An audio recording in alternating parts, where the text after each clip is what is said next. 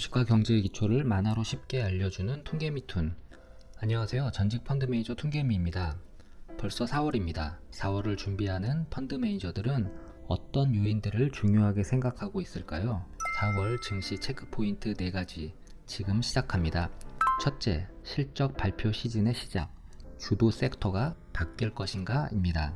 올해 여러분의 투자 성과는 괜찮으신가요? 아마도 2차전지 섹터를 보유한 사람과 그렇지 않은 사람의 차이가 좀 있을 것이라 생각이 됩니다. 그만큼 연초 이후 2차전지 섹터의 상승이 강했습니다. 하지만 기술적으로 과열권이라서 조심해야 한다는 의견도 있습니다. 따라서 4월에는 주도 섹터가 바뀔 수 있을 것인가에 대한 관심도 많은데요. 일부 주식 전문가들은 그 변화의 원인이 될 수 있는 요인을 4월 실적 발표로 보고 있는 것 같습니다. IT 반도체 섹터는 지속적으로 예상 실적이 하향 조정되어 왔습니다. 반면에 그만큼 눈높이도 낮아졌겠죠.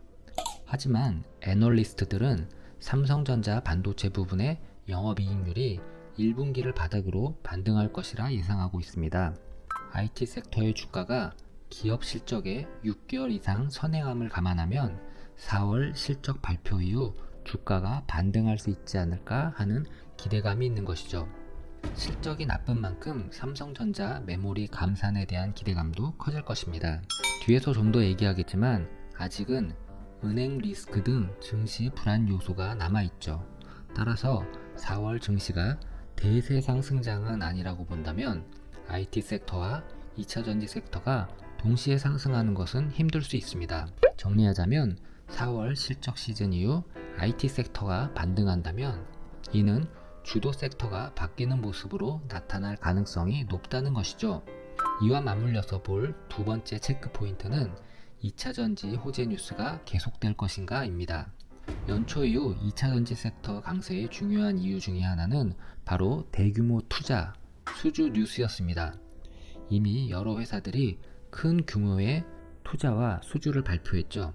이와 함께 새롭고 큰 규모의 JV와 수주가 있을 것이라는 루머가 여의도에서 공공연하게 퍼졌습니다. 정말로 4월에 있을 것이라는 대규모 수주 루머가 현실화될까요? 물론 단순 루머로 치부하기에는 구체적이고 정황상 가능성도 높아 보이는 것도 사실입니다. 그러니까 2차전지 섹터가 연초 이후 이렇게 크게 상승했겠죠. 4월 중에 2차전지 관련 각종 수주 루머들이 현실화된다면 아마 주도 섹터의 변화는 없을지도 모릅니다. 반면 단지 루머로 그친다면, 그리고 동시에 앞서 얘기한 IT 섹터의 반등이 나온다면 주도 섹터는 바뀔 수 있을 것입니다. 세 번째 포인트는 글로벌 유동성입니다. 실리콘밸리 은행이 파산하고 유럽의 은행들이 흔들리면서 주식을 하면 안 되는 상황이라고 주장하는 분들도 많습니다. 반면 이런 은행 리스크를 막기 위해 다시 연준이 돈을 풀기 시작했다는 의견도 있는데요. 한때 QE 논쟁이 유튜브에서 있었습니다. 연준의 자산이 다시 증가했고 이를 QE로 봐야 하는 것이 아니냐는 것이죠.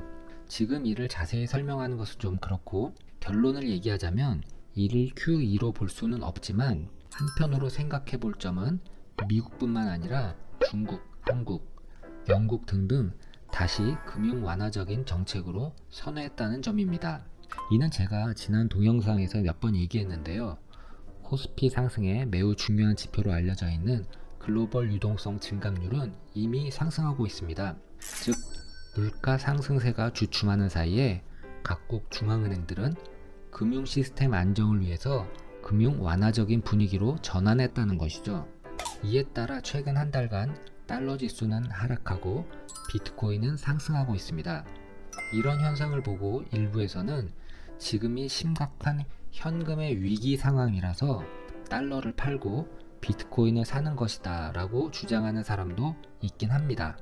하지만 같은 기간 동안에 나스닥 성장주들이 탄탄하게 상승했음을 감안하면 현금의 위기 상황이라기보다는 금융 완화적인 현상으로 해석하는 것이 더 합리적일 것입니다.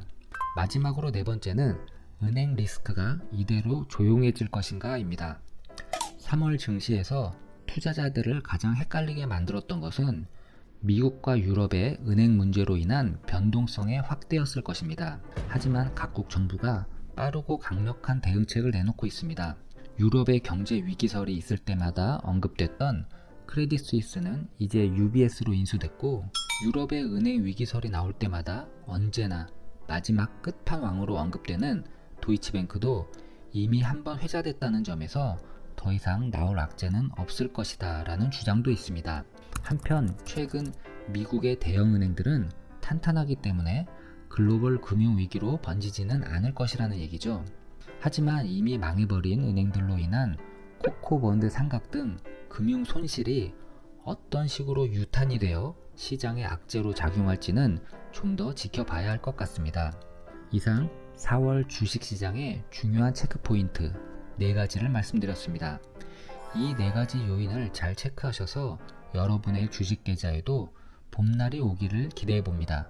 그럼 구독과 좋아요 부탁드립니다. 감사합니다.